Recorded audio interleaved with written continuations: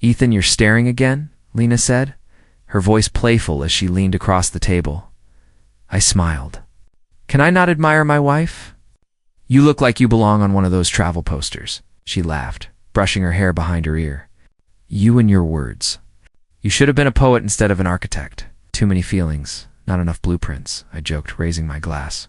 To us, she echoed, clinking hers against mine.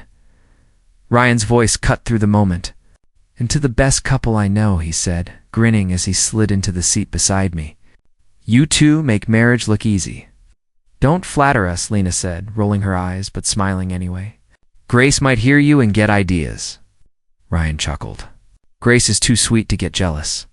She trusts me completely." "Good," I said, still smiling. "That's how it should be." Looking back, I wish I'd heard the faint tension in his tone. But that night, everything felt perfect for friends laughing over dinner. Wine glasses catching the restaurant light. Grace reached for the bread basket and smiled softly. "Ethan, I saw your new design proposal. It's beautiful." "You always think of space like it's alive." "Maybe because I'm scared of empty ones," I replied. And everyone laughed lightly. Lena placed her hand over mine. "You're never empty," she whispered. At the time, I believed her. Later that night, Lena and I drove home with the windows down, the city lights brushing past us like fireflies. She hummed along to an old love song. "You know," she said, "Ryan and Grace really look up to us. Grace told me you're like the brother Ryan never had." "Yeah," I said, smiling faintly. "We've been through everything together. He was there when my dad died, when I got my first job. He's the closest thing I've got to family. That's sweet." "You two are alike, both loyal, both stubborn," I laughed. "One of us more than the other, I hope." She nudged my shoulder. "Don't be modest. You're the most loyal man I know." I reached over and squeezed her hand. "And you're the reason I want to be." It was the kind of exchange couples dream of, having the words that make you think nothing could ever go wrong. The next morning, Ryan dropped by my office.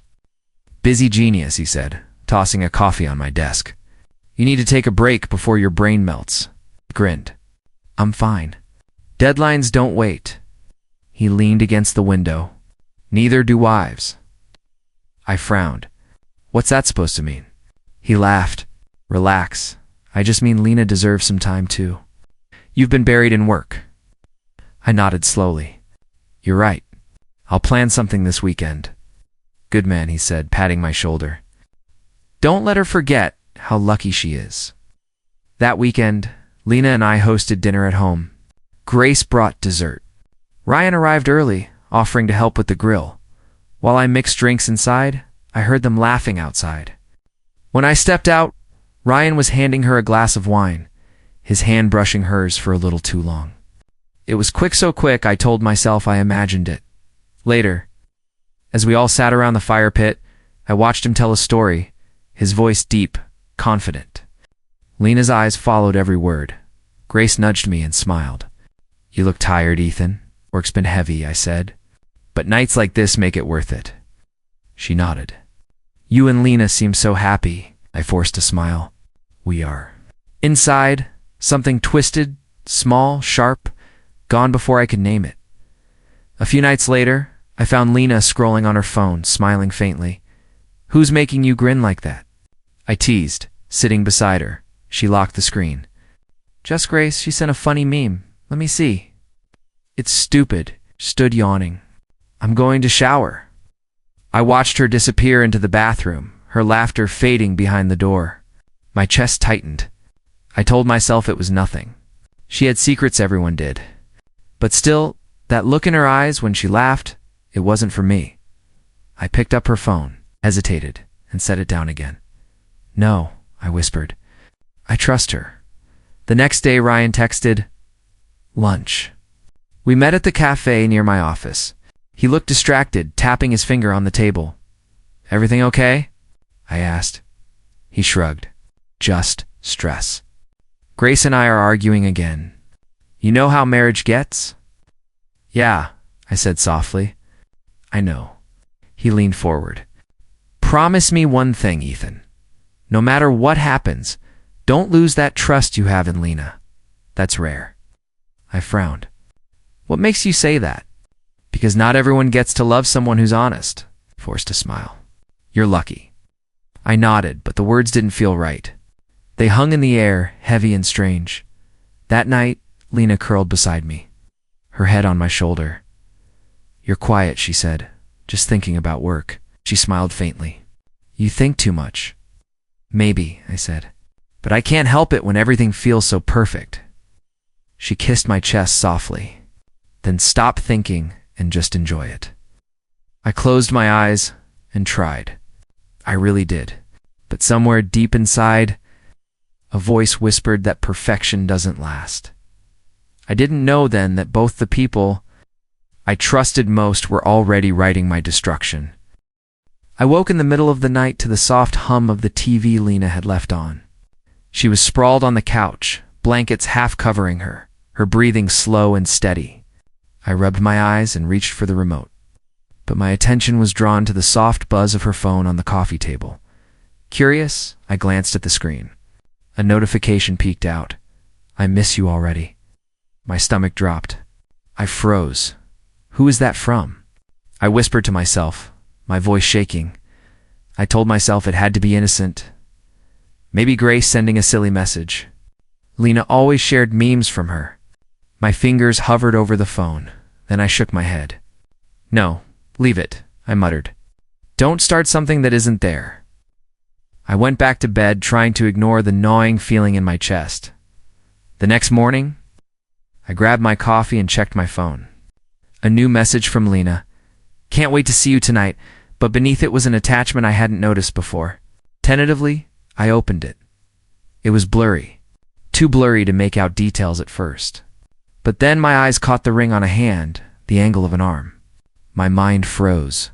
My breath left me. I couldn't speak. My coffee cup trembled in my hands. I called Maya immediately, needing anyone to hear me. Ethan. Her voice sounded groggy. It's late. What's wrong? Can you help me think straight? I whispered, my voice barely audible. Of course, breathe. What happened? I showed her the photo over video. Do you see what I see? She froze. Oh, Ethan, that's Ryan's hand, isn't it? I swallowed hard. I can't breathe, Maya. I feel like my chest is going to explode. Ethan, slow down. Sit. Tell me everything step by step. You're not alone in this. Her calm steadied me. I took deep breaths, gripping the edge of the counter. I don't know if I should confront her. What if I'm wrong? What if it's nothing? Ethan, trust your instincts. You've known Lena forever. If something feels off, Maya's voice trailed, but I didn't need more. I hung up, feeling both relief and dread. I waited until Lena came downstairs for breakfast. She yawned, stretching, completely unaware of the storm brewing in my mind. Morning, she said cheerfully. Coffee. I nodded, my voice tight. Yeah, coffee. She handed me the mug, her hand brushing mine, and I almost wanted to melt back into normalcy. Almost. Instead, I blurted, Lena, can we talk? Her eyes narrowed slightly. About what? I swallowed, my throat dry. I saw something. A message. Last night. She froze. Just for a second. My heart skipped. Then she smiled flawlessly, like nothing had happened. Oh, that. It's work-related, she said lightly. Some emails Ryan sent me. Just a project he's collaborating on. I blinked. It looked different. She tilted her head innocently. Ethan, trust me. Nothing to worry about, really. I wanted to believe her. Are you sure? I asked, voice trembling slightly. She reached for my hand across the table. Positive. You're imagining things, sweetheart. Don't let your mind run wild. I nodded, forcing a smile. You're right. But even as I pretended to sip my coffee, my stomach churned. That photo haunted me, the hand, the ring, the angle. My mind refused to stop replaying it. Every laugh. Every smile Lena had given Ryan in the past week flashed in my memory. I tried to focus on the mundane. The toast. The coffee. The morning sunlight. But even Maya's voice over the phone couldn't soothe the tightening knot in my chest. I watched her get up and leave the kitchen, humming softly, completely unaware of the suspicion forming in my mind. "I want to believe you," I whispered to the empty kitchen. "I really do." And then the truth, unspoken but undeniable, sank in. For the first time, I didn't believe her. I was walking home from the cafe when I saw Clara standing near the corner, hands twisted nervously, her eyes darting around. "Clara."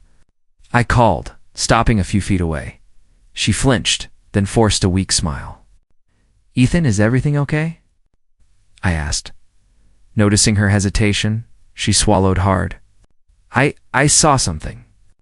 I didn't want to tell you like this, but her voice trailed off. "Tell me what?" My heart thumped in my chest, her lips trembled. "I saw Lena with Ryan, at a hotel, together." The world stopped. My knees went weak. "What?" I barely whispered, voice shaking. They weren't alone. "Ethan, She broke off, staring at the ground. "No," I said, shaking my head. "This can't be true. You're lying." "No, I swear," she said quickly, her voice urgent. I parked near the back lot, and I saw them. They were kissing. Holding hands? Ethan, I didn't want to see it, but I did. I stumbled back against the wall, my stomach twisting. I don't understand why. Clara put her hand on my arm. "I'm so sorry, Ethan. I didn't know how to tell you. I didn't want to ruin anything." "You didn't ruin anything," I said bitterly. "They did." Her eyes filled with tears. "I know. I wish I could take it back. I shouldn't have seen it." I blinked rapidly, nausea rising. "I need to go." My voice cracked. I'm here if you need me," Clara said softly. "I don't need anyone right now," I muttered, my legs carrying me home on autopilot. The apartment was quiet when I entered. Lena was on the couch scrolling her phone. She looked up and smiled. "Hey, you're home early. Everything okay?" "Lena, where were you tonight?" My voice was low but sharp. "Out with friends," she said smoothly. "Why?" I held up my hands. "I saw something," Clara told me. "At the hotel." "Ryan," my voice faltered. "You him together?" Lena froze, eyes widening slightly. Then she laughed, but it didn't reach her eyes. "Ethan, what are you talking about?" I stepped closer, my chest tightening. "Don't lie to me." "I know, Lena. I know everything." "Ow." She shook her head violently. "I'm not lying. You're imagining things. Ryan and I are just friends. Friends don't meet in hotel parking lots at night?" I shouted. Tears sprang to her eyes. "Ethan, you're crazy. I would never do that to you. I love you." "You loved me?" I whispered, disbelief raw in my tone. "When you were with him?" She covered her mouth, sobbing. I didn't mean." The phone rang. "Ryan," I froze, glaring at the screen. Without thinking, I answered on speaker. "Hello?" My voice was low, icy. Silence. "Ryan?" I asked, my heart pounding. Still silence? "You're not saying anything?" I said. "Is that it?" No denial? A faint sound of shuffling, a sigh, and then nothing. His silence screamed the truth louder than any confession. Lena's crying grew louder. "Ethan, please. You don't understand?" "I can explain." "Explain." I laughed bitterly, voice shaking. "Explain what? That you betrayed me? That you lied every single day?" "Yes." Oh God, Ethan, I'm so sorry." She cried. "Sorry doesn't fix this," I said, my voice cold. "Do you even know what you've done?" Her sobs filled the room. "I didn't mean you didn't mean to destroy everything." I spat, my chest tight, my vision blurring. "You didn't mean to take my trust and crush it." "Yes," she screamed. I made a mistake." I dropped my head into my hands, nausea twisting my stomach. A mistake. That's what you call ruining someone's life. Lena's tears ran down her cheeks. "I love you." I swear I shook my head, stepping back. I don't know if I can hear that anymore. I don't know if I can feel anything anymore. "You've emptied me, Lena. Not hurt me, not broken me.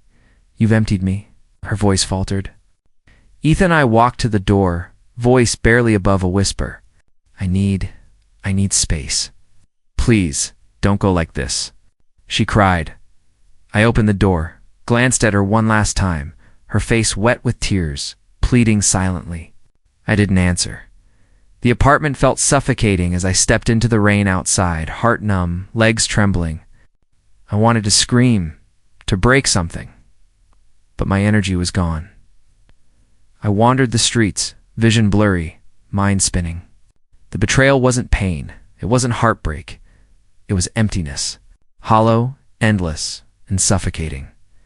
No words, no love, no lies could fill it now. I walked on. Rain blurred the windshield like a curtain I couldn't pull back. The wipers dragged across the glass, squealing with every pass. My hands were locked on the wheel, white-knuckled, trembling. Why? I whispered to the empty car. Why them? Lena's voice replayed in my head her denials, her tears, her silence after the truth cracked open. Ryan's face flashed next, smug, guilty, then blank. I hit the steering wheel. You destroyed everything. My own shout startled me. The city lights smeared into lines as I drove without direction. I didn't care where I ended up. The rain thickened, thunder rolling in. My reflection in the rear view looked like a stranger, eyes hollow, jaw tight, alive but not living. The phone buzzed. Maya, I ignored it. She called again. I answered this time, voice barely holding. What? Ethan? Where are you? Her tone was frantic. You sound off. Just driving. In the middle of a storm. Yeah, Ethan, no. Pull over, please. I can't, I said, staring ahead. If I stop, I'll think. If I think, I'll break. She was quiet for a moment, then softer, then break, but do it somewhere safe. I almost laughed. Safe. That word doesn't exist anymore. Don't say that, she pleaded. You're scaring me. I'm scaring myself. The road curved toward the bridge steel, soaked, silent. I slowed down, pulling over. The rain beat against the hood, a steady roar that matched my pulse. I left the engine running, stepped out, and leaned against the rail. Below me, the river churned, dark and endless. This is what it feels like, I murmured, to lose everything. Ow. The phone buzzed again. I didn't look. I couldn't. My thoughts screamed over the rain. You gave them your trust, your loyalty, your whole damn heart. And they traded it for a lie. I closed my eyes. Maybe it's easier to just stop. Then her voice came through the speaker, Maya again. Ethan, don't you dare hang up on me. I said nothing. I know what you're thinking, she continued. I can feel it. Don't do this, please. You don't understand, I whispered. Then make me, she demanded. Tell me what you see right now. Rain, I said quietly, and water below. It's deep, black, kind of peaceful, her voice cracked. You think peace lives down there? I don't know anymore. I just want the noise to stop. Ethan, listen to me, she said firmly. You are not them. You loved. You gave. You lost. But you're still here. That means something. Turned away from the edge. I don't feel here. Then I'll hold you here until you do, she said. Stay on the line. Breathe with me. Her words hit something inside me. I started breathing, rough, uneven. The sound of rain softened around me like it was listening to. You remember Dad's voice? She asked suddenly. Yeah, used to say. Pain's just proof you're alive. You told me that after my breakup, remember? I did, I said. My voice shook, and I believed it then. Then believe it now, she said. You're in pain, Ethan, but that's life reminding you. It's not done with you yet. My throat tightened. Tears mixed with the rain. I can't do this again, Maya. I can't love. I can't trust. Then don't, she said gently. Not now. Just breathe. Just exist tonight. Tomorrow will figure itself out. I dropped to my knees, gripping the rail, crying for the first time in years. Not quietly raw, guttural sobs that tore through the storm. I gave them everything, I said through the shaking. Everything. And now you give yourself something, Maya said softly. You give yourself another chance. I didn't answer. The river roared beneath me, but I stepped back from the edge. The air felt sharp, cold, real. Promise me, she said. Promise me you'll come home. I'll try. No, say it. I'll come home, I whispered. That's my brother. We stayed on the phone, neither speaking. The silence wasn't empty anymore, it was survival. When I finally got back into the car, I said it aloud just for me. If I live tonight, I'll never be the same man again. And for the first time, I meant it. The knock at my door was soft, hesitant. Ethan. Grace's voice trembled. I opened the door. Her eyes were red, rims swollen, and I felt a punch in my chest I hadn't expected. Grace, what happened? I asked, stepping aside. She shook her head, tears spilling down. Ira and he told me everything. I swallowed, trying to stay calm. What did he say? She sank onto the couch, hugging her knees. I confronted him. I wanted to know if it was true he admitted it. All of it. My stomach dropped. I sank beside her. Oh God, I'm so sorry, she whispered. For not seeing it. For what? I asked. For not protecting myself or my daughter. For letting this happen to you too. Her words were like shards in my chest. I put my hand over hers. Grace, you didn't do anything wrong. He's the one who made choices. You're the victim here. Shook her head violently. No, you don't get it. You have Lena. Your life, your world is shattered, but at least you see it now. I had no warning. I feel like I'm falling into a pit I can't climb out of. And let's climb out together, I said softly. I don't know how, but we'll figure it out. She leaned back, staring at the ceiling. I keep replaying it. The night he said he loved me, then the next day he's with her. I feel sick. I can't eat, I can't sleep. Know that feeling, I said, my voice low. I keep remembering small things, the late nights, the smiles, the way Lena's eyes lit up when he was around. It's like my world is empty and nothing fills it. She turned to me, tears streaming freely. Do you hate me for sharing this? Hate you, I scoffed softly. Grace, I feel relief, actually. Relief that I'm not the only one drowning. She sniffled. I keep apologizing for things I didn't do. I feel guilty for being loyal and trusting him, for not knowing sooner. Stop, I said firmly. You were loyal. You were trusting. That's a good thing. He's the one who's rotten, Grace, not you. Not ever you. She wiped her eyes, looking at me with a mixture of pain and gratitude. You're different from what I expected. I thought when this happened, everyone would blame me. You understand? I've been there, I admitted quietly.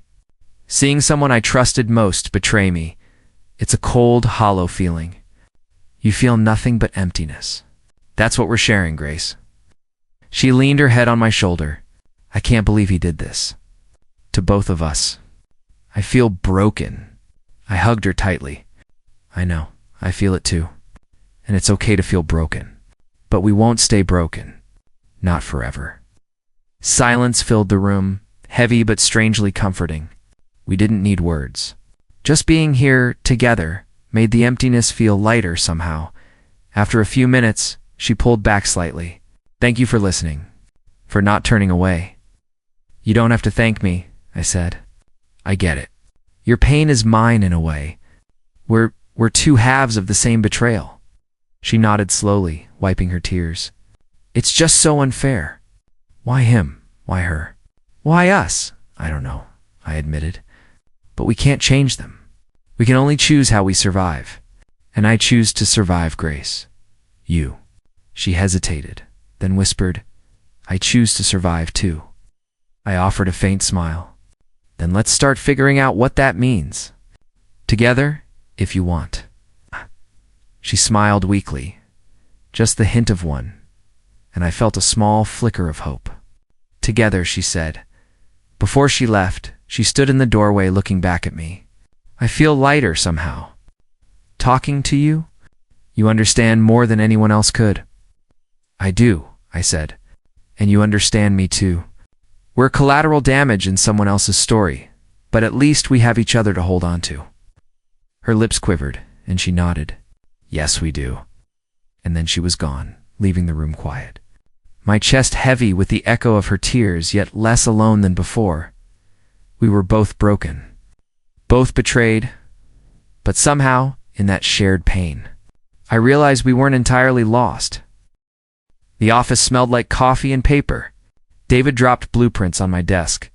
You're quieter, he said. I'm focused, I replied. He sighed. Focused or frozen? Both, I said. Depends. David sat. Don't shut people out. We need you here. I'm here, I said. Just not the same. Lines and measurements blurred into memories. You okay to handle Rowan today? He asked. Yes. I'll finish the notes. He watched me like a closed book. After work, Grace texted. Need help with Emma? Can you watch her tonight? I answered. Sure, bring her over. When Grace arrived, Emma peeked from behind her leg. Hi, Mr. Ethan, she whispered. Hi, Emma, I said, crouching. Want to build a fort? She nodded and ran off. Thank you, Grace said quietly. How are you holding up? I asked. Terrible. Ryan left bills. He said he'd handle them. He didn't. I felt anger and a cold satisfaction. Let me see. Late notices, overdrafts, loans with Ryan's name. He lied to me, Grace said. That explains a lot. He told me he was doing extra work. This is worse. I don't know how to do this alone, she said. You won't be alone, I said. Leave it with me. I'll call a friend. We'll make a plan. She looked at me wary. Why are you doing this? Because he hurt you, I said. I can't fix that, but I can fix the mess. Over the next days, David pushed me into meetings. You think too much, he said once. He also trusted me more. I used the office as a shield and a tool. I called people, nudged contacts, and helped Grace find work through David's recommendation. One afternoon, David closed the door. You've got an edge, he said. Don't let it become a weapon that cuts you. I'm careful, I said. I only cut where needed. He leaned forward. What are you trying to do, Ethan? Burn him down? Hurt Lena? Or build something better? Neither, I said. I want to repair what he broke. Make sure the people he hurt can stand again. David blinked. That's a slow kind of revenge. A type one can live with, I said. He studied me long, then nodded. Fine. Just don't lose yourself. At home, Grace and I sorted bills at my kitchen table. Can you call this bank? She asked, handing over a statement. I will, I said. Do you have any paperwork for Emma's daycare? We can make sure that's secure, she exhaled. I'm a mess. I feel stupid. You're not, I said firmly. You trusted someone you loved. Trust is not stupidity, she sniffled. You make it sound easy. It's not easy, I said. But we'll chip away. I dialed a number while she watched. Hello, this is Ethan Cole. I'm calling on behalf of Grace Walker. We need to discuss suspicious activity, calm woman answered, and agreed to look into the account. Bring ID and a statement to the branch, she said. Thank you, I said. We'll be there. Grace smiled weakly. You did that so fast. I know who to call, I said. I'll handle this part. Emma toddled in, carrying a crayon drawing. Daddy went away, she declared, then held up the paper. This is our house. You live here now, right? Grace's breath hitched. Please don't say that in front of her. I didn't mean to, Emma said. I like Ethan's house. I crouched. Is that a son? I asked, pointing. Yes. For you? Thank you. I love the sun. Her innocence knotted something in my chest. Did Ryan tell you things? I asked Grace quietly. No, she said. He kept it from her. I lied and said he had a business trip. Emma thinks he's away. We'll keep it that way for now, I said. She doesn't need this. She nodded. Sometimes I hate him for lying to her. And don't tell her the truth yet, I said. Protect her childhood. Grace looked at me, eyes fierce. How can I ever trust anyone again? You'll learn, I said. You'll start small. Tell one person, then another. Build boundaries, and I'll help. She pressed her forehead to the table. Thank you.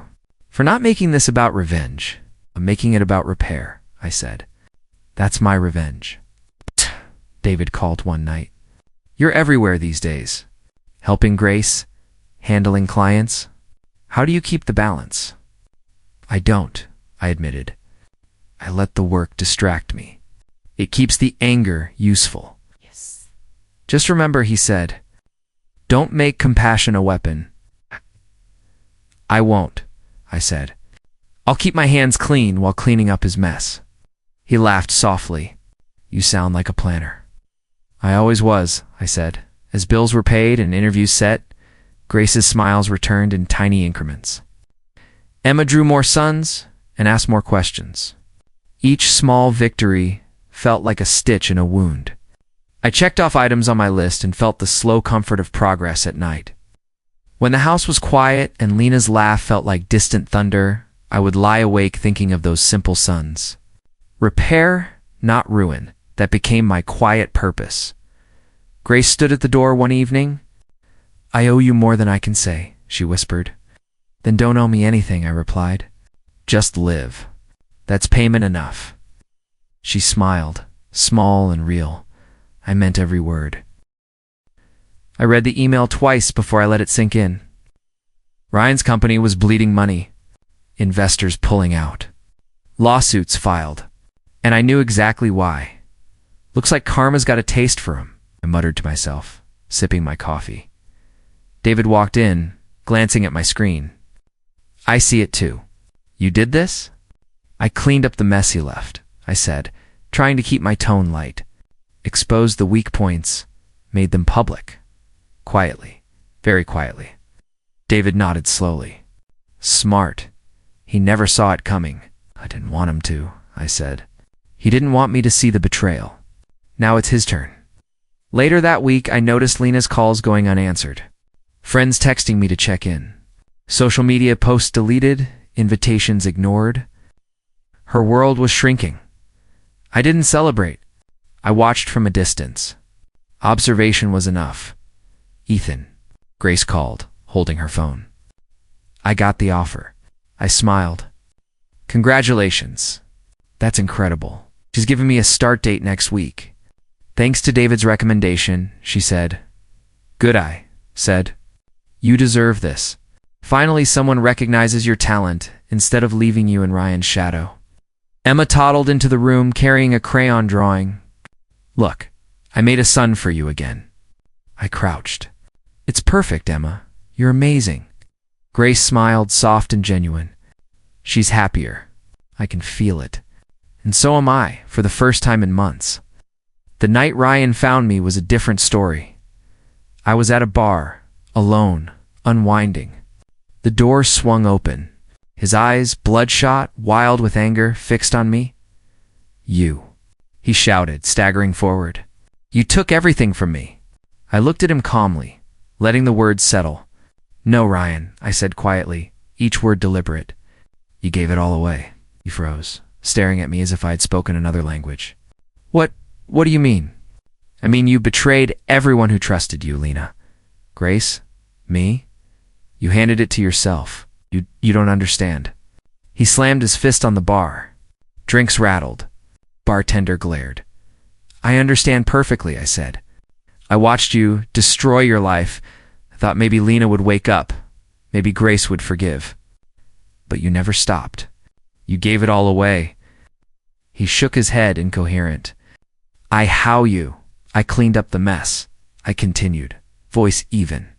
Not because I wanted revenge, but because someone had to make things right. Grace is thriving. Emma's happy. Lena's friends avoid her. You're alone, Ryan. This is the shift. Stumbled, tried to speak again. You can't why? Because I refuse to be a victim, I said. You chose betrayal. You chose lies. You chose to crumble on your own. His breathing grew ragged. I watched him sag onto a bar stool, defeated. I didn't gloat. I didn't need to. The power had already shifted. How did he start it again? but his words trailed off. I just acted where you failed, I said. You were too busy enjoying your lies to notice the consequences coming. He looked at me, a broken man, finally seeing the ruin he created. And in that moment, I realized I felt nothing for him. No hate, no triumph, just emptiness he earned himself. We. He shook his head, trying to form coherent sentences. This isn't fair. I leaned back, finishing my drink. Fair. Fair left the room the day you decided to betray everyone who trusted you. He buried his face in his hands. The other patrons gave us space, sensing the tension. He looked up, voice small. I didn't think I thought I could get away with it. You thought wrong, I said softly. And now you see it, alone. That's the shift. Ryan, the power is gone from you, given to those you tried to destroy. You didn't argue. He couldn't. I walked away, leaving him sitting at the bar, broken, trembling. The realization of his own choices weighing down on him. Outside, the cool night air hit me, sharp and clean. I inhaled slowly, feeling the last remnants of anger drain. Lena, Ryan, the betrayals, they had shaped me, but they no longer controlled me. The shift wasn't about revenge anymore. It was about reclamation. My life, Grace's life, Emma's happiness. That was enough, and for the first time since the world turned upside down, I felt like I had reclaimed something that was truly mine. The knock at my door was soft, but insistent. I opened it slowly. Lena stood there, clothes wrinkled, eyes red and puffy. She looked small, broken. Ethan, please, she whispered. I raised an eyebrow. Lena, she swallowed, her lips trembling. I messed up. Everything my life is a disaster. Ryan, he's gone. I need, please, can you forgive me? I studied her, my chest tight but not with anger. It was pity, cold, unyielding pity. Lena, you understand nothing. Or maybe you do. That's the problem. Tears fell freely now.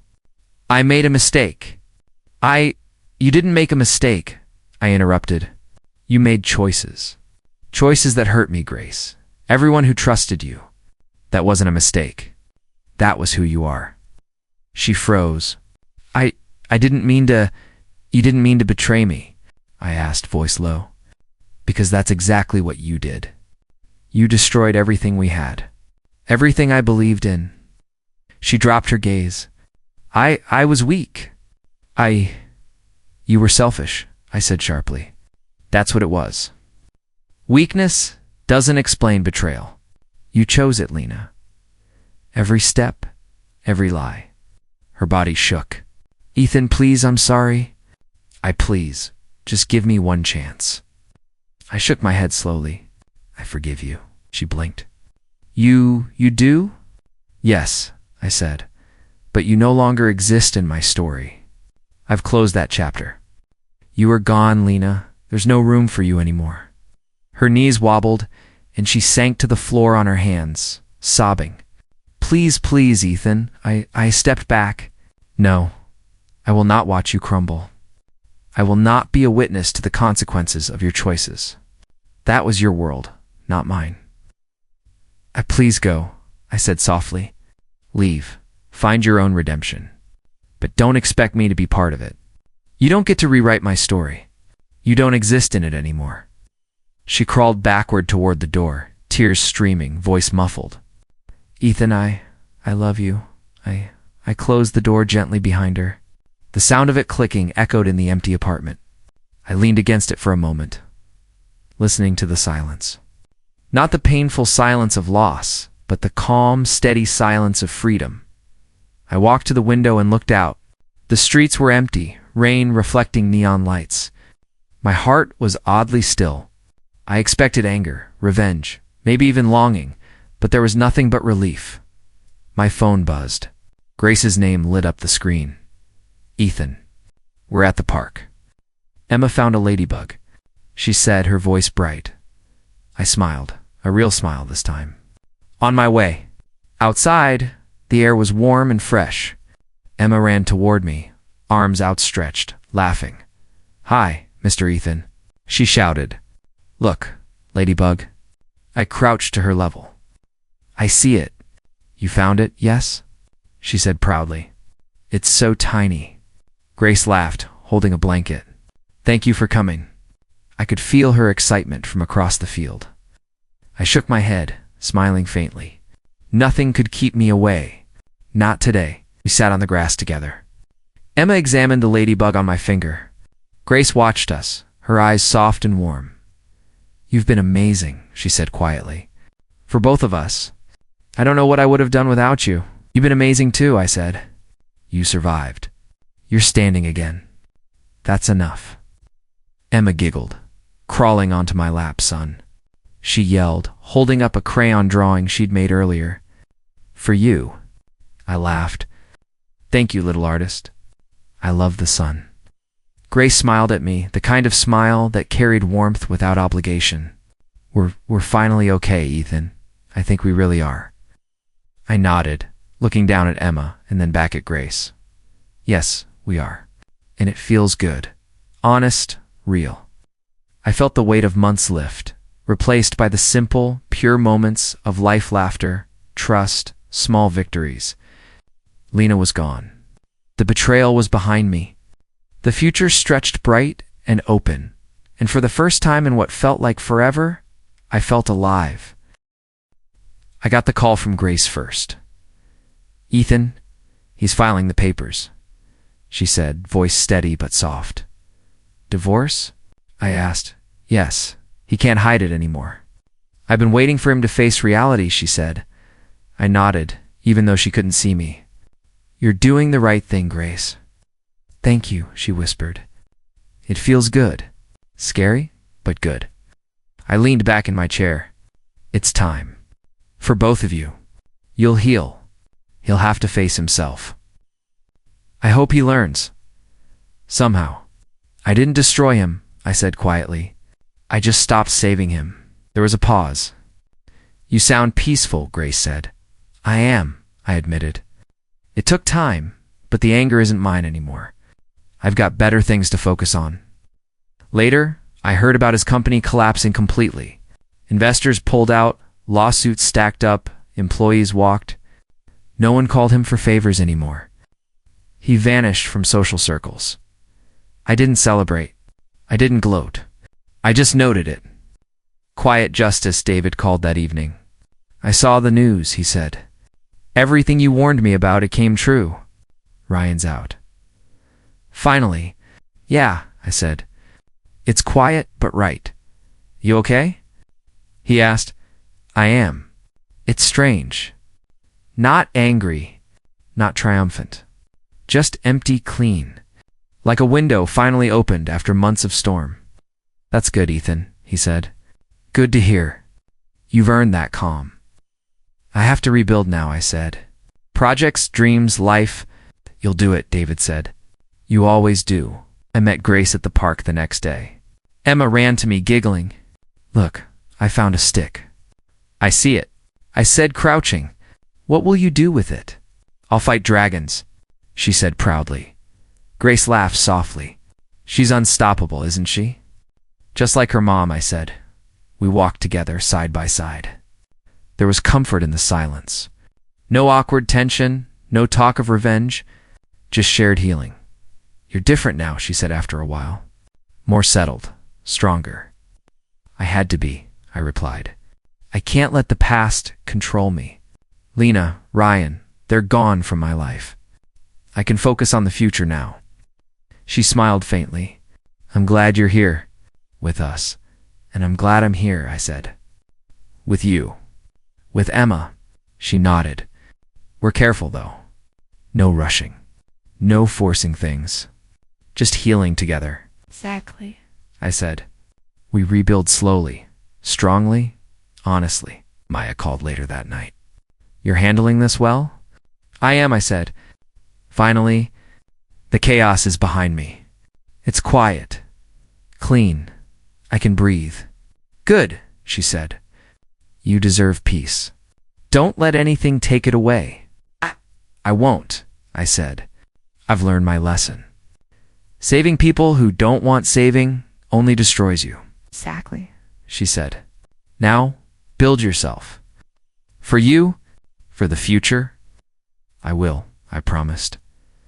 I spent the next weeks planning new projects. Drawing sketches for a small cafe I wanted to open. Writing proposals for designs I'd always dreamed of. And finally, reconnecting with old friends I'd ignored while drowning in betrayal. Grace helped where she could. Careful, quiet, supportive. Emma laughed more, played more, slept more peacefully. I realized revenge had never been my goal. It had been clarity. Justice had been quiet. The world corrected itself in its own way, and now I could live fully. Not as someone who hated, not as someone consumed by betrayal, but as someone who survived, healed, and reclaimed his life. I looked out the window at the city lights, steady and constant. Here's to the future, I whispered to myself, and for the first time in months, I truly believed it. I sit by the window, coffee in hand, watching the sunlight hit the leaves outside. Ethan, you look peaceful, Grace says, walking into the kitchen. She hands me a plate with toast. I reply, taking it. It took a long time to get here, she smiles, pouring herself a cup of tea. You've changed. The anger is gone. You're whole again. I had to change, I say. For myself, not for anyone else. Revenge was never the goal. Survival was.